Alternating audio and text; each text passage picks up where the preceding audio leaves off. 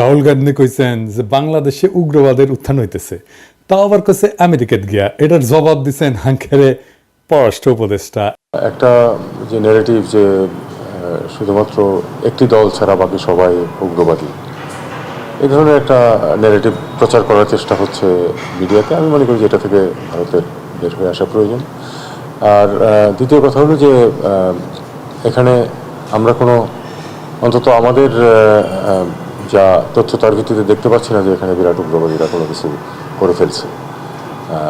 যে সরকারে যারা আছেন তাদের কারোই তো এই ধরনের কোনো এজেন্ডাও নাই, এরকম কোনো ব্যাকগ্রাউন্ডও নেই। কাজে তাদের আমার মনে হয় তাদের এই বক্তব্য থেকে বের হয়ে আসাই বিদেশের সম্পর্কের জন্য ভালো। তো আপনি কি রাহুলের উকিলি জেরার জবাব দিতেছেন? আপনি বলবেন বাংলাদেশের আভ্যন্তরীণ ইস্যু নিয়ে কথা বলা বন্ধ করেন। বুঝছাও, নিজের দেশে একটা বিকট ফ্যাসিস্টে ফেয়ার ভোটে হারাইতে পারতেছো না, আবার অন্যের দেশে নজর কেন? রাহুল, তোমারে কয়টা কথা কই, মাথায় রেখো। তোমারে বিজেপি পাপ্পু ডাকে, মানে তুমি একটা বাচ্চা পোলা, রাজনীতি করার মতো লায়ক হয়ে ওঠো নাই। কথাটা মিছা বলে না। এই যে কথা কইলা, তো এই উগ্রবাদের উত্থান কি তোমার টিচার প্রফেসর ইউনুসের নেতৃত্বে হইতেছে? জানেন তো, রাহুল রিয়া প্রফেসর ইউনুসের উটি পাঠাইছিল ওর মা ওই মিরপুরে। ওর লগে তো ভালো সম্পর্ক প্রফেসর ইউনুস। ওনারে নিয়ে করোনার টাইমে একটা পডকাস্ট করেছিল। ওই এই সময়ে প্রফেসর ইউনুসের শাসন আমলে একটা বাংলাদেশের সাথে গ্রাউন্ড ব্রেকিং রিলেশন তৈরি করতে পারত। ওই ভারতের ভোটারদের দেখাইতে পারতো যে মোদির পলিসি বাংলাদেশের মানুষকে অ্যান্টি ইন্ডিয়ান বানাইছে। আমি রাহুল গান্ধী এই প্রতিবেশী দেশের সাথে সম্পর্ককে স্বাভাবিক করতেছি। কিন্তু তোমার মধ্যে তো হিন্দুত্ববাদের কুর করে নিয়ে আছে রাহুল, তাই বাংলাদেশে উগ্রবাদের গপ্প শুনাইতেছ। আমরা গেলে ভুলি নাই, তুমি আর তোমার মাও তোমার বোন হাসিরাকে চেকটা ধরে ফটো খিচেছিলা দিল্লিতে, যে ইনকে কিরা। হ্যাঁ, তো আমি যদি পররাষ্ট্র উপদেষ্টা হইতাম তাহলে কইতাম, রাহুল ঠাসি খেয়ে থাকো। আমরা কখনো কইছি যে তোমার ধ্বজভঙ্গ, তো বিয়া শাদী করো না কে? ধ্বজভঙ্গ ছাড়া তো কোনো কারণ নাই বিয়া শাদী না করার। এই জন্য আমার কখনো উপদেষ্টা বানাবে না। যাই হোক, ওটা নতুন কয়েকটা গুরুত্বপূর্ণ আলাপ করি, আসেন। প্রফেসর ইউনূসের সরকার ফাংশন করতে পারতেছে না। কেন পারতেছে না? স্লো অনেকে বলেন। কয়টা কারণ আছে, কারণগুলো একটা ব্যাখ্যা করি। আপনারা দেখবেন যে শুধু ফাংশন করতে পারতেছে না তাই না, প্রফেসর ইউনূসের সরকার কোথাও কোথাও আওয়ামী লীগকে পুনর্বাসন করিচ্ছে। আমি উদাহরণ দিয়ে দেখাই দেবো। হ্যাঁ, আমি এক্সাম্পল হিসেবে আসিফ নজরুলের কথা ধরি। আসিফ নজরুল ভাই আবার মাইন্ড করেন না। হ্যাঁ, উপায় নাই, আমরা তো বিরোধী দলের দায়িত্ব পালন করতেই হবে, তাই না? সবসময় জিন্দাবাদ দিয়ে গেলে তো চলবে না। প্রথম কারণটা ব্যাখ্যা করি যে কেন ফাংশন করতে পারতেছে না। রাষ্ট্র তো একটা ইনস্টিটিউট, তার একটা শক্তি থাকে, ইনস্টিটিউটের একটা শক্তি থাকে। এটা এক্সাম্পল দিই। এই যে আমার ইউটিউব চ্যানেল 26 লক্ষ সাবস্ক্রাইবার আছে, তাই না? তো সেটা আমি একটা ভিডিও চাইলে সেটা নোটিফিকেশন 26 লক্ষ লোকের কাছে যায়, দেখায় যে পিনাকির একটা ভিডিও চাইছে। তো ইউটিউব নিজেও মানুষকে একবারে আমার ভিডিও রিকমেন্ড করে, পরে বলে যে এটা দেখতে পারো, এটা দেখতে পারো। তো আমার জন্য আবার ইউটিউব একজন ম্যানেজার নিয়োগ করেছে, মানে আমার জন্য ডেডিকেটেড না, ও আরো অনেকের কাজ করে, কিন্তু আমার সাথেও কাজ করে সে। মানে ধরেন মাসে একবার দুইবার করে কথা বলে, মিটিং করে, কেমনে আরো সাবস্ক্রাইবার বাড়ানো যায়, ভিডিও ভিউয়ার বাড়ানো যায়, এটা কিন্তু ওরাই বলে, ইউটিউবই আমার কয়ে দেয়। মানে যাদের 10 লাখের উপর সাবস্ক্রাইবার থাকে তাদের বোধহয় প্রত্যেকের জন্যই করে। তো আবার ইউটিউব ক্রিয়েটার সাপোর্ট আছে, ওইখানে আপনি অনেক কপিরাইট ছাড়া আপনি মিউজিক পাবেন, অনেক ধরনের ট্রেনিং পাবেন, সেখানে অনেক রিসোর্স আছে। এইটা হইতেছে ইউটিউবের ইনস্টিটিউশনাল সাপোর্ট। তো সেই রকম রাষ্ট্রের একটা ইনস্টিটিউশনাল সাপোর্ট থাকে। তো আমার চ্যানেল যদি আমি কাউকে দিয়ে দিই, সে যদি আমার চ্যানেলে ভিডিও বানা আপ করতে থাকে, তাহলে দেখবে মানুষ, দেখবে প্রথম পরে আর দেখবে না। ইউটিউবের ইনস্টিটিউশনাল সাপোর্টের উপরে আমার চ্যানেলে আমি পিনাকি ভট্টাচার্য আছি। আমার চ্যানেলের শক্তি ইউটিউবের institutional support plus Pinaki Bhattacharya একসাথে। রাষ্ট্রও এরকম, রাষ্ট্রের একটা ইনস্টিটিউশনাল সাপোর্ট থাকে, তার সাথে আপনার রাজনৈতিক শক্তি যুক্ত হয়, তাইলে রাষ্ট্রের শক্তি প্রবল হয়। হাসিনা ফেলিয়ার কেন হয়েছে জানেন? সে রাষ্ট্রটার দল বানায় ফেলছিল, তাই সে তার দলের যে রাজনৈতিক সাপোর্ট সেটা পায় নাই। গুন্ডা পাইছে, স্তাবক পাইছে, কিন্তু রাজনৈতিক দল পায় নাই। সেই জন্য সে কোনো পলিটিক্সকে ফাইট করতে পারে নাই। প্রফেসর ইউনূসের সরকারও তাই। এটা তো তত্ত্বাবধায়ক সরকার না আগের মতো যে রাজনৈতিক দলগুলো ঐক্যমত হয়ে তাদের ইলেকশন করার জন্য ক্ষমতায় রেখেছে এবং তারে কোনো ডিস্টার্ব দেবে না, তা তো না। এই সরকারে কয়জন উপদেষ্টা আছে যারা রাষ্ট্রের শক্তির উপরে নিজের ক্ষমতাকে যুক্ত কইরা রাষ্ট্রের শক্তি বাড়াইতে পারে? খুব বেশি নাই, আমি নাম কইলাম না, যাই হোক, মন খারাপ করবে আবার অন্যরা। আমি এসব একজনের উদাহরণ দিই, প্রফেসর ইউনূস। উনার রাষ্ট্রের শক্তির উপরে ওনার নিজের ক্ষমতা আছে, ব্যাপক ক্ষমতা আছে, উনি রাষ্ট্রের শক্তিরে বাড়াই দিতে পারেন প্রফেসর ইউনূস। আমি এক্সাম্পল দিই, ধরেন প্রফেসর ইউনূস আরব আমিরাতের কিং এর সাথে আলাপ করছেন না, আমাদের প্রবাসী ভাইদের মুক্ত করছেন না, এটা হাসিনা পারতো না, এটা অন্য কেউ পারতো না, এটা প্রফেসর ইউনূসের কারিশমা। এমন একটা কাজ করছে ওই আরব আমিরাত, যে কাজ কখনো তারা করে না। উনার উপদেশটা এরকম কারিশমেটিক হইলে রাষ্ট্র আরো বেটার ফাংশন করতো। আর এটা হইতেছে যারা কাজ করতেছে তাদের ম্যানেজারিয়াল ক্যাপাসিটি। এদের কেউ ম্যানেজার ছিল না, কোনো বিগ ইনস্টিটিউটে কাজ করেনি এরা কোনোদিন, এদের কোনোদিন কোনো বিজনেস ট্রেনিংও নাই, ম্যানেজারিয়াল ট্রেনিংও নাই, কাজের পদ্ধতি জানে না, বিগ অর্গানাইজেশন চালানোর অভিজ্ঞতা না থাকার কারণে এই ঘটনাগুলো ঘটছে, চালানো অথবা কাজ না করার অভিজ্ঞতার কারণে। আপনি দেখেন কারোই নাই। কিন্তু আমি আসিফ নজরুল এক্সাম্পল দিয়ে বুঝাই। আসিফ নজরুল মাহবুব মোর্শেদের বাসার চিফ বানিয়েছে। আমি মাহবুব মোর্শেদকে পছন্দ করি, কিন্তু ভালো ছেলে, ভালো লেখালেখি করে এবং তার চিন্তা ভাবনা পরিষ্কার, সব ঠিক আছে। কিন্তু আমি তার ক্যাপাসিটি বাসসের চিফ হিসেবে মূল্যায়ন করতে পারবো না, আমি তো সাংবাদিক না, তাই না? কিন্তু আমার সিলেকশনের সময় নিশ্চিত হইতে হবে যে আমার সিলেকশন রাইট। আমি যখন একটা পজিশনে থাকবো, ক্ষমতার পজিশনে থাকবো, আমার সিলেকশন হইতে হবে আনবায়াসড, আমি বায়াসড হইতে পারবো না। আবার দেখেন মাহবুব মোর্শেদ নিজেই কইতেছে যে আসিফ নজরুলের সিলেকশনগুলো ভালো হইতেছে। মাহবুব মোর্শেদ বুঝতেই পারে নাই যে এটা সে নিজে বলতে পারে না, যেহেতু সে আসিফ নজরুলের একজন সিলেকশন। এটা অন্যরা বলবে। এই সিলেকশন নিয়ে অনেক সমালোচনা হয়েছে মাহবুব মোর্শেদের। আবার মোহাম্মদ আজমের সিলেকশন সবাই পছন্দ করছে। যাই হোক, এতে আসিফ নজরুল আনন্দিত হওয়ার কিছু নেই। আবার কইছে যে বাংলা একাডেমি যেভাবে পছন্দ হয়েছে সেভাবে শিল্পকলা একাডেমিও পছন্দ হবে। হ্যাঁ, ওই আনন্দিত হওয়ার কিছু নাই। আসিফ ভাই নষ্ট ঘড়িও দিনে 2 বার ঠিক সময় দেয়। আপনার নষ্ট ঘড়ি, আপনার ম্যানেজারিয়াল স্কিল একদম 0, 0, সেজন্য আপনি দিনে 2 বার সময় দেন, আপনার ব্যাটারি গেছে। তো যাই হোক, আমি হইলে বাসের সিলেকশন কেমনে করতাম তার একটা মডেল দিই। হ্যাঁ, ইনফ্যাক্ট আমার এই ধরনের কাজ করতে হয় আমার প্রফেশনে, পেশা। আমি এখানে মানে প্যারিসে আমার কোম্পানিতে আমি গ্লোবাল মেডিকেল রিলেশনে কাজ করি। গ্লোবাল মানে কিন্তু সারা দুনিয়া, যেখানে আমাদের কাজ আছে, মানে আমার কোম্পানির কাজ আছে। আমি অফিসের কাজে খুব কমই ট্রাভেল করি, আপনারা জানেন। ট্রাভেল করলে আমি তো বলে দিই আমি কই গেছি না গেছি। আমাকে রিকমেন্ড করতে হয়, ধরা যাক যে হংকং, কোন এক্সপার্ট দিয়ে আমি অ্যাডভাইজারি বোর্ড করব। অ্যাডভাইজারি বোর্ড মানে যারা পরামর্শ দেয় কোম্পানিকে, ফর্মাল ওয়েতে পরামর্শ দেয়, বিস্তারিত আর গেলাম না। বা ধরুন আফ্রিকার কোন দেশে কোন ডার্মাটোলজিস্ট চামড়ার উপরে ক্লাইমেট চেঞ্জ মানে পরিবেশের পরিবর্তনের ইফেক্ট নিয়ে এক্সপার্ট। কঠিন জটিল বিষয়, কিন্তু আমি হংকংয়ে যাইও না, আফ্রিকায় যাইও না। কিন্তু আমি যেটা রিকমেন্ড করি, যেটা আমার করতে হয় দেশগুলোকে, তার 99% কেসে পারফেক্ট হয়। আমার টুলস আছে, আমি সারা দুনিয়ার ডাক্তার কি করে, কই থাকে, কোথায় চাকরি করে, কোন কনফারেন্সে যাইতেছে, কি পাবলিশ করিচ্ছে, কার সাথে কোলাবোরেশন করিচ্ছে, কার সাথে সে রিসার্চ করিচ্ছে, তার রিসার্চের ফোকাস কি, এমনকি কার কাছ থেকে কত টাকা পয়সা নিয়ে যেতে, এটা এক ক্লিকে বের করে ফেলি। টুলস আছে, যাক সেটা অন্য আলাপ। বাসসের সিলেকশনে আসি। আমি যদি আসিফ নজরুল হইলাম নি, তাহলে আমি সাংবাদিক যারা আছে না ফ্যাসিবাদের বিরোধী, তাদের সাথে কথা কইয়া কয়েকটা রিকমেন্ডেশন নিতাম। কইতাম যে আমার একটা বাসসের চিপ লাগবে, কোন তো কারে করা যায়, 2-3টা নাম বলেন তো।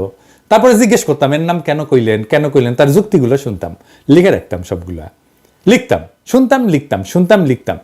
কাদের সাথে আলাপ করতাম? কনক সারোয়ারের সাথে আলাপ করতাম, স্বামীর সাথে আলাপ করতাম, তাসনিম খলিলের সাথে আলাপ করতাম, মনির হায়দারের সাথে আলাপ করতাম, শাহেদ আলমের সাথে আলাপ করতাম, ইলিয়াসের সাথে আলাপ করতাম, মুশফিকুল ফজলের সাথে আলাপ করতাম, আরো যাদের নাম বলি নাই তাদের সাথেও আলাপ করতাম, মানে যারা ফেসি বিরোধী এবং আমার যাদের সাথে রিচ আছে, কথাবার্তা হয় আর কি।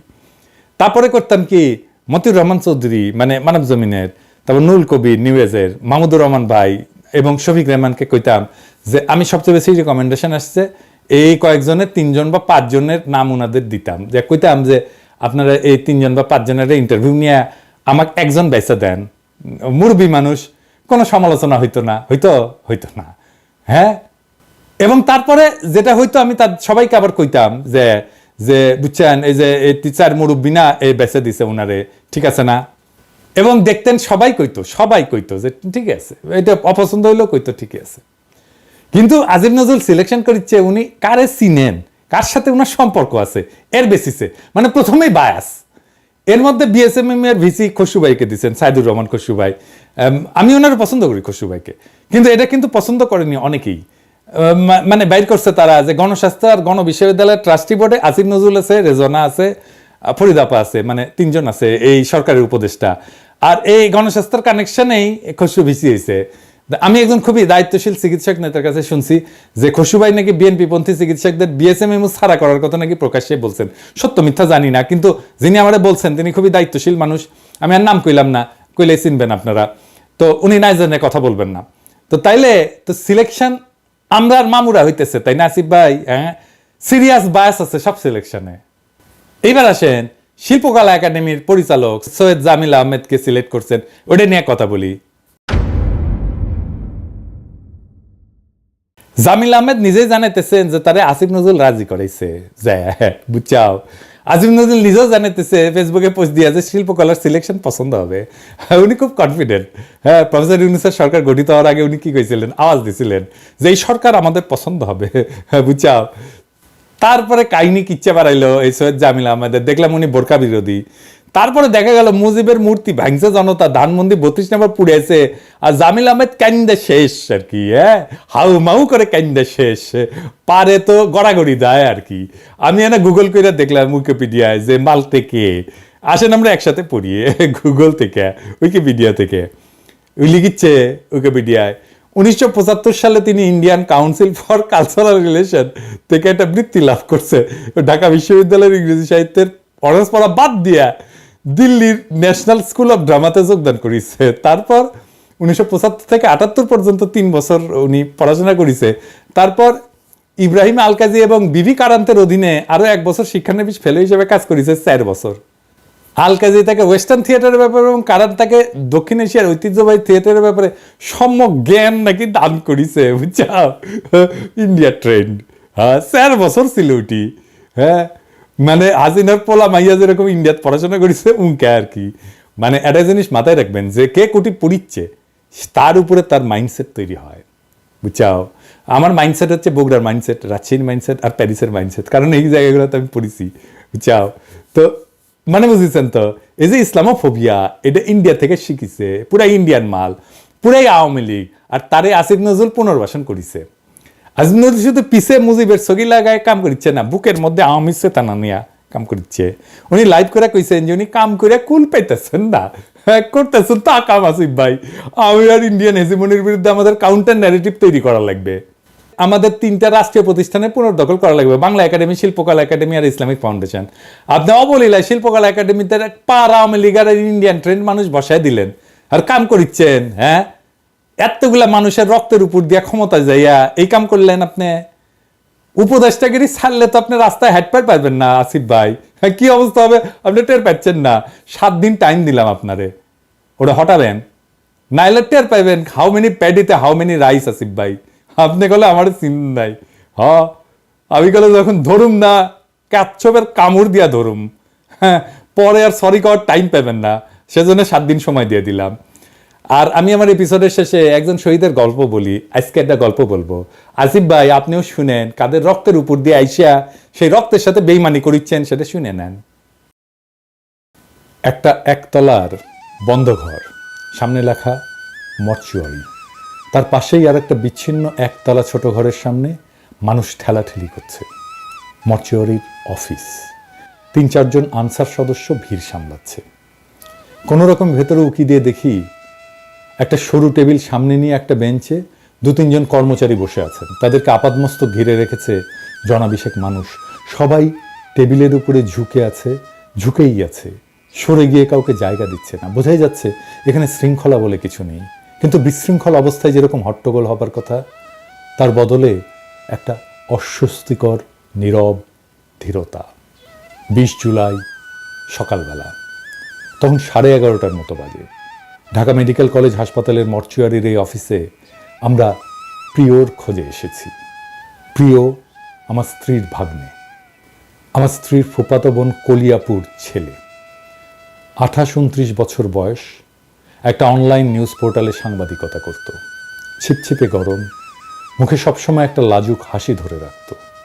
ছাত্রত্ব ঘুচেছে বেশি দিন হয়নি। ছাত্র আন্দোলনেও সে জড়িয়ে পড়েছিল। আগের দিন রাত 10টার দিক থেকে বিচ্ছিন্ন খবর আসতে লাগলো, সম্ভবত গুলি লেগেছে প্রিয়র। তাহির জামান প্রিয়, একজন ভিডিও সাংবাদিক। কিছুক্ষণ পর জানা গেল প্রিয় আর নেই। গুলিবিদ্ধ মৃতদেহটা পুলিশ নিয়ে গেছে। খবর পেলাম ধানমন্ডির ল্যাবএইডের সামনে ঘটেছে এই ঘটনা। কেউ কেউ বলল সেন্ট্রাল, ল্যাবএইড আর পপুলার হাসপাতালে খোঁজ নিতে। পুলিশ নাকি লাশ আগে কাছের হাসপাতালগুলোতে নিয়ে যাচ্ছে। 19 তারিখ রাত 12টা থেকে কারফিউ শুরু। দুদিন ধরে বন্ধ আছে ইন্টারনেট। হাসপাতালগুলো থেকে কোনো খবর পাওয়া গেল না। পুলিশের চেনা লোক ধরে জানতে চাইলাম ধানমন্ডি বা কলাবাগান থানায় এই নামে কোনো লাশ এসেছে কিনা। তারা জানালো আসেনি। সকালবেলায় মোটামুটি নিশ্চিত খবর পেলাম ঢাকা মেডিকেল কলেজ মর্গে আছে প্রিয়। 11টা থেকে 2 ঘন্টার জন্য কারফিউ তোলা হবে। আমার শ্বশুর আর আমি একটা অ্যাম্বুলেন্স নিয়ে ছুটলাম। পথে তুলে নিলাম মিতুলাপাকে, প্রিয়র মা, কলিয়াপুর বন্ধু। গিয়ে দেখলাম শ্রেষ্ঠ আগেই পৌঁছেছে সেখানে। শ্রেষ্ঠ আমাদের আরেক ভাগ্নে, প্রিয়র খালাতো ভাই। প্রিয়র এক চাচি আগে থেকেই ছিলেন সেখানে। রেজিস্টারে নাম পাওয়া গেল না প্রিয়র। আমি কিভাবে বললাম একটু অজ্ঞাতনামার লিস্টটা দেখলে হতো না। সেই লিস্ট এনেও দেখা গেল সেখানেও প্রায় 10টার মতো লাশের বর্ণনা, শুধু একটা ক্রমিক নাম্বার দেওয়া আছে। নাম্বারের একটা কাউন্টার লেভেল লাশের গায়ে সাঁটানো। বয়স, সময় ইত্যাদি মিলিয়ে 2টো লাশের শর্টলিস্ট করে লাশ শনাক্ত করতে গেল শ্রেষ্ঠ। প্রায় 40 মিনিট পরে ফিরে এসে বলল পেয়েছে প্রিয়কে। আমার শ্বশুর ব্যস্ত হয়ে পড়লেন তাড়াতাড়ি ফর্মালিটি শেষ করার জন্য। শ্রেষ্ঠ আমাকে আস্তে করে বলল অবস্থা বেশি ভালো না খালু। একটা ঘুপচি বদ্ধ ঘরে 20-25টা লাশ মেঝেতে ফেলে রেখেছে। একটা ফ্যান পর্যন্ত নেই। লাশগুলোর উপরে চাদর নেই, এলোমেলো পড়ে আছে। একজনের পা উঠে আছে আর একজনের গায়ে। আর রক্ত, চাপ চাপ চুইয়ে পড়া রক্ত। আমি বললাম সেই সন্ধ্যার সময় গুলি লেগেছে, এখনো তাজা রক্ত দেখলে? শ্রেষ্ঠ বলল কি করে বলি, এত রক্ত কোনটা কার বোঝার উপায় নেই। প্রিয়র বন্ধুরা এসে পড়ল এর মধ্যেই। 2-1জনকে পেলাম যারা ঘটনার সময় ছিল ওর সাথে। আগে মিছিলে গিয়েছিল ওরা সবাই, ফিরছিল। সেন্ট্রাল রোডে ওদের আরেক বন্ধু মেধার বাসা। মেধাকে বাসায় পৌঁছে দিতে ওরা 4-5 জন হেঁটে আসছিল। সায়েন্স ল্যাব থেকে গ্রিন রোডে ঢুকে সেন্ট্রাল রোডের মাথায় আসতেই গুলির শব্দ কানে আসে। ওরা দৌড়ে সেন্ট্রাল রোডের ভেতরে ঢুকে যায়। প্রিয় ছিল সবার পেছনে। হঠাৎ ওরা পেছন তাকিয়ে দেখে প্রিয় পড়ে গেছে। তখনও মুহুর্মুহু গুলির আওয়াজ আসছে। ল্যাবেডের আরেকটু পেছন থেকে কোনাকুনি গুলি করছে পুলিশ। গুলি থামলে ওরা সামনে এসে দেখে প্রিয়কে নিয়ে গেছে পুলিশ। মাথার পেছনে নিচের দিকের বাঁ সাইডে লেগেছে গুলি। সেন্ট্রাল রোডে ঢোকার মুখে রাস্তার পিছে রক্ত লেগে আছে।